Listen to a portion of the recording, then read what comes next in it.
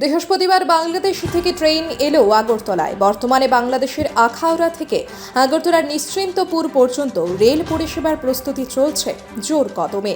সেই মোতাবেক এদিন বাংলাদেশের গঙ্গাসাগর থেকে পণ্যবাহী 4টি বগি নিয়ে মিটার গেজের ইঞ্জিন নিশ্চিন্তপুর স্টেশনের 0 পয়েন্ট পর্যন্ত আসে।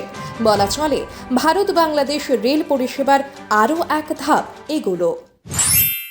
আপনারা জানেন যে আমরা 2018 সালে এই এগ্রিমেন্টটা হয়েছিল এবং প্রায় আমাদের 5 বছর পরে আমরা আজকে রেললাইন নির্মাণ শেষে ট্রায়াল সম্পন্ন করলাম এবং আলহামদুলিল্লাহ আমরা খুব ভালোভাবে ট্রায়াল শেষ করেছি এবং মূলত এটা টেকনিক্যাল ট্রায়াল এবং আমরা দেখলাম যে রেললাইনটা ঠিকঠাক মতো আছে কিনা, ট্রেন চলাচলের জন্য খুলে দেওয়ার জন্য উপযোগী কিনা। আমরা দেখলাম যে হ্যাঁ, ট্রেন ইনশাল্লাহ লাইনটা খুব ভালো হয়েছে এবং আমরা খুবই হ্যাপি, যেহেতু এটা বাংলাদেশ এবং ভারতের মধ্যে আপনারা জানেন যে একটা নতুন একটা সংযোগ পয়েন্ট, রেলপথে নতুন একটা